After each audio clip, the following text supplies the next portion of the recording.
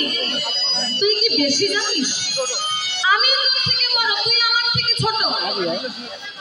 তুই এই মানে কে বড় কে ছোট এটা নিয়ে দুই ভাইয়ের মধ্যে দ্বন্দ্ব লেগে গেছে।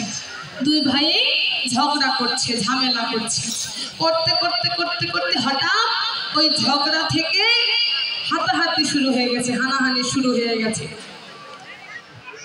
এমন পর্যায়ে চলে গেছে হানাহানি, অর্থাৎ মারপিট শুরু হয়ে যাবে কিছুক্ষণের মধ্যে।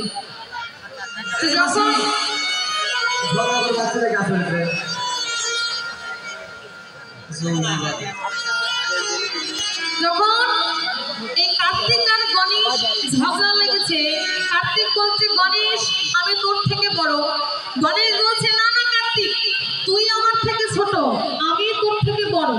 এই নিয়ে ঝগড়া লেগেছে। ঝগড়া করতে করতে করতে করতে এবার যখন হানাহানি অবস্থায় চলে গেছে, হাতাহাতির অবস্থায় চলে গেছে, তখন জগৎ জননী মা দুর্গা এসে তাদের মাঝখানে দাঁড়িয়েছে।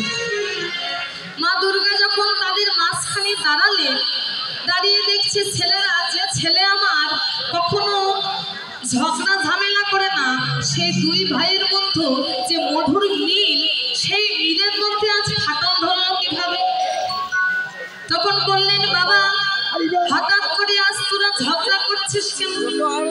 কার্তিক বলছে দেখো না মা, আমি গণেশকে কখন থেকে বলছি যে গণেশ তুই আমার থেকে ছোট, কিন্তু গণেশ কিছুতেই বিশ্বাস করছে না। গণেশ আবার বলছে মা আমিও কার্তিককে কখন থেকে বোঝাচ্ছি যে আমি কার্তিকের থেকে বড়, কিন্তু কার্তিক বিশ্বাসই করছে না। জগৎ জননী মা দুর্গা চিন্তার মধ্যে পড়ে গেলেন যে এখন আমি কি করব, কি করলে আমার দুই ছেলের মধ্যে দ্বন্দ্বটা শেষ হবে, তাদের মধ্যে আবার মিল হয়ে যাবে।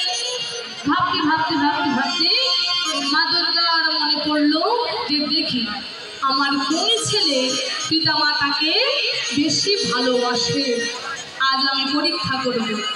তাই তার সন্তানদেরকে বলল বাবা শোন, আজকেই প্রমাণ হয়ে যাবে যে তোদের মধ্যে কে বড় আর কে ছোট। তাহলে এই বড় ছোট আমরা পরীক্ষা করব কি দিয়ে?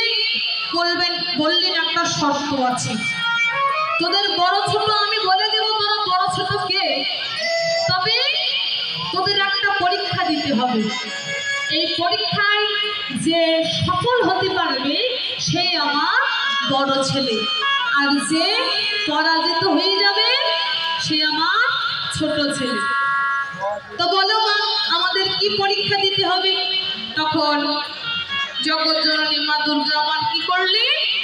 ছেলেদেরকে বলতে লাগলেন বাবা শোন, তোদের দুই ভাইয়ের মধ্যে যে ভাই বিশ্বজগতে যত তীর্থর স্থান আছে সকল তীর্থর স্থানে ভ্রমণ করে গঙ্গায় স্নান করে যে আমার কাছে আগে আসতে পারবে সেই আমার বড় ছেলে, আর যে আসতে দেরি করবে, যে পরে আসবে সেই আমার ছোট ছেলে।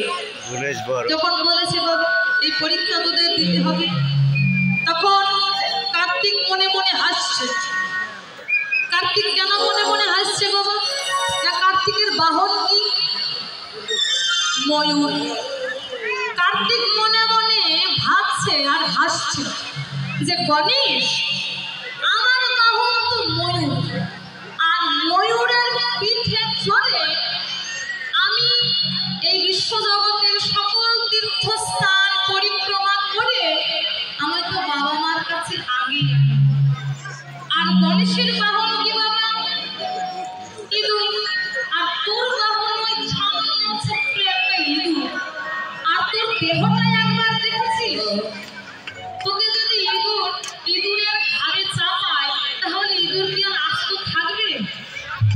ইঁদুরের পেটের মধ্যে যা কিছু আছে সব বেরিয়ে যাবে। তাহলে কি হবে? তুই তো পরাজিত হয়ে আছিস। এই ভেবে কার্তিক কি করলে? ময়ূরে তার বাহনের পিঠে উঠে তিনি চলে গেলে পৃথিবীর সকল তীর্থস্থান পরিক্রমা করতে থেকে। এদিকে গণেশ আমার মনে মনে ভাবছে, বিশ্ব জগতে যতই তীর্থস্থান থাকুক না কেন, পিতামাতার আদি গুরু, পিতামাতার চরণেই তো সকল তীর্থস্থান। যদি আমি আমার পিতামাতাকে ভক্তি করতে পারি, তাদের শ্রদ্ধা করতে পারি, তাহলে তো আমার আর তীর্থস্থান ভ্রমণ করতে যেতে লাগবে না। তাই গণেশ কি করলেন, কৈলাসে আমার মহাদেব আর মা পার্বতী যখন বসে আছে, গণেশ আমার ধীরে ধীরে দুর্গার কাছে গেছে, পার্বতীর কাছে গেছে, দেখছে বাবা মা বসে আছে। তখন গণেশ কি করলেন, পিতা মাতাকে প্রণাম করলেন। পিতা মাতাকে প্রণাম করে পিতা মাতার চারিদিকে প্রদক্ষিণ করে পিতার চরণে প্রণাম করে মাতার চরণে যখন প্রণাম করলেন, তখন জগৎ জননী মা দুর্গা বুঝতে পারলেন যে বিশ্ব জগতে আমাদের কোথাও তীর্থস্থানে যেতে হবে না। যদি তুমি তোমার আপন পিতা মাতাকে ভক্তি করতে পারো, তাদের শ্রদ্ধা করতে পারো, তাহলে সকল তীর্থস্থান কোথায় করলেন, পিতা মাতার চরণে। তাই যখন গণেশ আমার পরিক্রমা করে এসেছে, গণেশকে কোলে নিয়ে আমার দুর্গা বসে আছে। অনেক চিত্রপটে দেখবেন বাবা, দুর্গা গণেশকে কোলে নিয়ে আছে, দেখবেন অনেক চিত্রপটে কিন্তু দেখা যায়। তো এবার কার্তিক আমার ক্লান্ত হয়ে ফিরে এসেছে, ফিরে এসে দেখছে যে গণেশ মার কোলে বসে আছে। তাহলে গণেশ তো বিজয়ী হয়ে গেল, আর বড় ছেলে ছোট ছেলেকে সেটাও প্রমাণ হয়ে গেল। তখন জগৎ জননী মা দুর্গা কার্তিককে বললেন, বাবা শুধু বাহিরের জগৎ দিয়ে ভাবলে হবে না, যদি ভগবানকে লাভ করতে চাস, ভগবানের কৃপা পেতে চাস, আগে নিজের পিতা মাতাকে ভক্তি করতে হবে, তাদের খেয়াল রাখতে হবে, শ্রদ্ধা করতে হবে। তো বাবা ভগবান আজ সতী মাতার চরণে প্রণাম করেও জগৎজীবকে শেখাচ্ছে, জগৎজীব তোমরা যদি হরিনাম কৃষ্ণ নাম করে গগ গগ কণ্ঠে ছেলেকে জড়িয়ে ধরি, যখনই তার নয়ন থেকে নয়ন অশ্রু বিগলিত হয়ে গেছে, তখন যখন চোখের জলটা পড়ে যাবে মা, চোখটা পরিষ্কার হয়ে গেল। আর যখন চোখে জল থাকে তখন কিন্তু ঘোলা ঘোলা দেখা যায়, তাই না, অন্ধকার দেখা যায়, স্পষ্ট দেখা যায় না। তো এবার যখন নয়নের জলটা পড়ে গেছে, চোখটা পরিষ্কার হয়ে গেল, তখন দেখতে পেলে নিমায়ের রঙে ধুলা লেগে আছে। যখন দেখলেন নিমায়ের রঙে ধুলা লেগে আছে, সতী মাতা কি করেছে, নিতাইকে ডাকছে, ও নিতাই, নিতাই বাবা শুনিল। বলে মা কি হয়েছে বলো। আচ্ছা বাবা, আজকে সকালে তোরা সকলে মিলে আমার নিমায়ের সঙ্গ ধরে সবাই মিলে হরিনাম সংকীর্তন করতে গেলি, কিন্তু আজ আমি দেখছি আমার নিমায়ের রঙে ধুলা লেগে আছে। আমার নিমায়ের রঙে কে ধুলা দিয়েছে একবার বলতে পারবি? আমার ভালো ছেলেকে আমি সাজিয়ে গুছিয়ে পাঠালাম তোদের সঙ্গে হরিনাম করতে, আর সেই ছেলের রঙে আমি দেখছি ধুলা। তাহলে ধুলা কে দিয়েছে একবার আমাকে বলতে পারবি? সতী মাতার কথা শুনে নিতাই আমার সতী মাতাকে বলতে লাগলো, মা তুমি শুধু তোমার নিজের ছেলে নিতাই রঙ্গ দেখলে, তুমি একবার চেয়ে দেখো, শুধু তোমার নিমায়ের রঙে না, তুমি শুধু দেখছো তোমার ছেলের রঙে ধুলা লেগে আছে, তোমার ছেলের রঙে ধুলা লেগে নেই মা, তুমি চারিদিকে চেয়ে দেখো, আজ তোমার ছেলের নিমায়ের সঙ্গ ধরে নদিয়ায় আমরা যত ভক্ত তোমার নিমায়ের সঙ্গ করেছি, সব ভক্তের রঙে ধুলা লেগে আছে। তবে মা জানো, এ তো ধুলি নয়, ধুলি নয় ভক্ত পদরে নো, ভক্ত পদরে আর এই ধুলে মেখেছিল বৃন্দাবন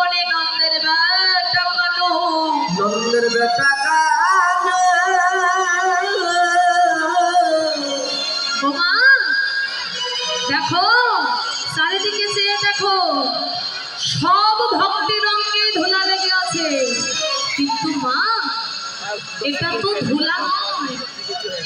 তুমি যে ধুলা ধুলা বলে অবজ্ঞা করছো, এটা তো ধুলা নয় মা।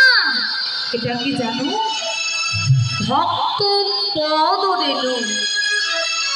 আর এই ভক্ত পদ রেণু তুমি যেখানে সেখানে গেলে পাবে না।